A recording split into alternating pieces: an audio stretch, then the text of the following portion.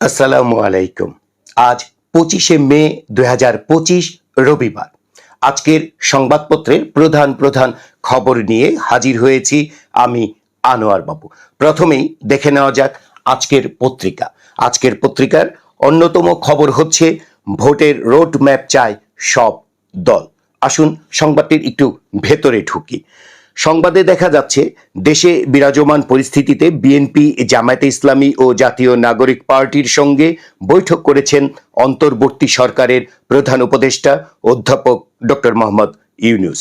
গতকাল শনিবার সন্ধ্যায় প্রধান উপদেষ্টার সরকারি বাসভবন যমুনায় পর্যায়ক্রমে এই তিনটি রাজনৈতিক দলের সঙ্গে বৈঠক হয়। বৈঠকে বিএনপি দ্রুত সংস্কার কার্যক্রম সম্পন্ন করে আগামী ডিসেম্বরের মধ্যে জাতীয় সংসদ নির্বাচন অনুষ্ঠানের জন্য দ্রুত রোডম্যাপ দেওয়া এবং 3 উপদেষ্টার পদত্যাগের দাবি জানিয়েছে।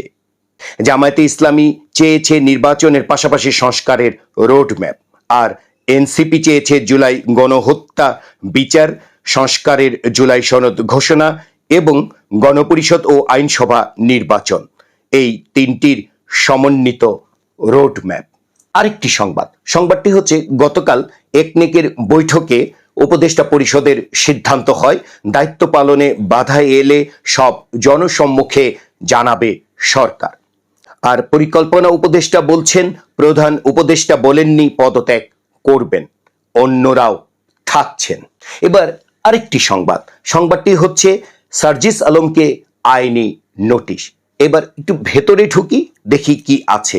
উচ্চ আদালত নিয়ে অবমাননাকর মন্তব্য করায় এনসিপি নেতা সার্জিস আলমকে গতকাল আইনি নোটিশ পাঠিয়েছেন সুপ্রিম কোর্টের এক আইনজীবী। 22শে মে বিএনপির নেতা ইশরাক হোসেনকে শপথ না পড়ানোর রিট খারিজ করেন হাইকোর্ট। তারপরই সার্জিস আলম ফেসবুক পোস্টে লেখেন, মফ তৈরি করে যদি হাইকোর্টের রায় নেওয়া যায় তাহলে এই উচ্চ আদালতের দরকার কি? এই মন্তব্যকে আদালত অবমাননাকর উল্লেখ করে তাকে নিঃশর্ত ক্ষমা চাইতে বলা হয়েছে এই নোটিশে। আরেকটি সংবাদটি হচ্ছে পুলিশের বিশেষ অভিযানে রাজধানী সহ সারা দেশে গত 24 ঘন্টায় 1744 জনকে গ্রেপ্তার করা হয়েছে। আজকের পত্রিকার আরেকটি খবর হচ্ছে নারায়ণগঞ্জের নয়ামাটিতে ব্যবসায়ীদের লাঠি মিছিল চাঁদাবাজির প্রতিবাদে। আরেকটি সংবাদটি হচ্ছে জাতীয়তাবাদী দল বিএনপি মনে করে অন্তর্বর্তী সরকার ডক্টর ইউনূসের নেতৃত্বে সফল হবে। মানুষ তাদের পেছনে রয়েছে, কিন্তু ওনাকে যারা বিভিন্নভাবে বিতর্কিত করার চেষ্টা করে এখনো সময় আছে, লাগাম টেনে ধরুন। রাজনীতিবিদ এবং রাজনৈতিক দলগুলোকে প্রতিপক্ষ বানানোর চেষ্টা করবেন না, এমন মন্তব্য করেছেন বিএনপির স্থায়ী কমিটির সদস্য ডাক্তার AZM জাহিদ হোসেন। রাজধানীর মোহাম্মদপুরের গ্রাফিক আর্টস ইনস্টিটিউটের ছাত্রাবাসের কক্ষে আটকে 3 শিক্ষার্থীকে নির্যাতন করা হয়েছে। ফেসবুকে মন্তব্য করায় ছাত্রদল নেতাকে পিটিয়েছেন বিএনপি নেতা। সংবাদটির ভেতরে যা রয়েছে, ঠাকুরগাঁওয়ের রানী শোনকলে ছাত্রদলের এক কর্মীকে ফেসবুকে মন্তব্য করার অপরাধে পিটিয়েছেন বিএনপির এক নেতা। মারধরের শিকার ওই ছাত্রদলের নেতা হলেন রানীশঙ্কল পৌর ছাত্রদলের যুগ্ম আহ্বায়ক জিম হক। এবার প্রতিদিনের বাংলাদেশের খবর, ডাকসু নির্বাচন, সাম্য হত্যার বিচারের দাবিতে উত্তাল ঢাকা বিশ্ববিদ্যালয়। প্রতিদিনের বাংলাদেশের আরেকটি সংবাদ, এনবিআরে সেনা পুলিশ মোতায়েনে তীব্র উত্তেজনা, আমদানি বন্ধ। সংবাদটির ভেতরে একটু দেখলে দেখা যাচ্ছে যে আজ রবিবার পূর্ণাঙ্গ কর্মবিরতির ডাক, সোমবার শুধু বিদেশি যাত্রী সেবা চালু থাকবে। অপরদিকে এই আন্দোলনের জন্য পণ্য খালাস করতে না পারায় ক্ষতির মুখে ব্যবসায়ীরা।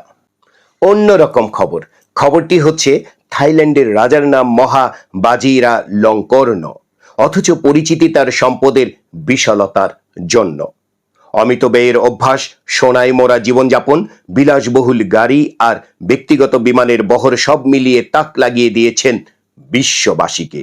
নানা প্রতিবেদন বলছে প্রায় 3.7 লক্ষ কোটি টাকার মালিক এই রাজার রাজকীয় জীবন যেন বাস্তবের রাজপুত্রের গল্প।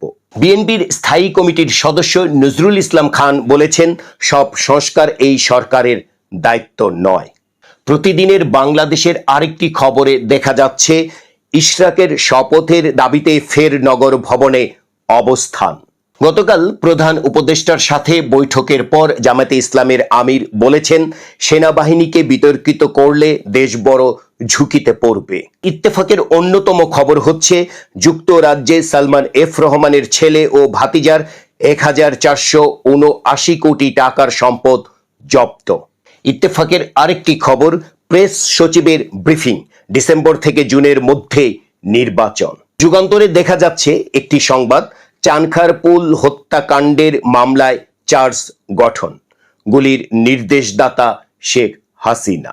যুগান্তরের অন্যতম একটি খবর হচ্ছে আজ জাতীয় কবি কাজী নজরুল ইসলামের 126তম জন্মবার্ষিকী। এবার একটি সংবাদ যা দৈনিক যুগান্তরের শেষ পৃষ্ঠায় ছাপা হয়েছে, সংবাদটি দেখে নেই। অনিয়ম, দুর্নীতি, তদবির ও টেন্ডার বাণিজ্যের মাধ্যমে শত কোটি টাকা অর্জনের অভিযোগে স্থানীয় সরকার উপদেষ্টা আসিফ মাহমুদের সাবেক এপিএস মোয়াজ্জেম হোসেনের দেশ থেকে নিষেধাজ্ঞা ও এনআইডি ব্লক করার সিদ্ধান্ত নিয়েছে দুর্নীতি দমন কমিশন।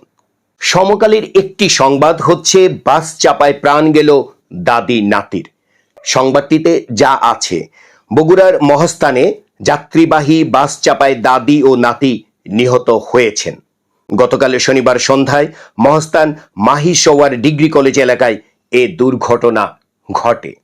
সমকালের আরেকটি সংবাদে দেখা যাচ্ছে লক্ষ্মীপুরের কমলনগরে পুলিশের হাত থেকে হ্যান্ডকাপ পরা অবস্থায় আওয়ামী লীগ নেতা আশরাফ উদ্দিন রাজন রাজুকে ছিনিয়ে নিয়েছে স্থানীয় জনতা। গতকাল শনিবার সকাল 11টার দিকে উপজেলার চক কাদেরিয়া ইউনিয়নের 7 নম্বর ওয়ার্ডে এ ঘটনা ঘটে। সমকালের আরেকটি সংবাদে দেখা যাচ্ছে জুলাই বিপ্লব নিয়ে মামলা, পরস্পরকে চাঁদাবাজও বলছেন বৈষম্য বিরোধী ছাত্র নেতারা। এই ছিল আজকের সংবাদপত্রের প্রধান খবর। এই ভিডিওটি যদি আপনার ভালো লাগে তাহলে অবশ্যই একটি লাইক দিন, আপনার কমেন্ট করুন, সেই সাথে বেশি বেশি করে অন্যকে দেখার জন্য শেয়ার করুন।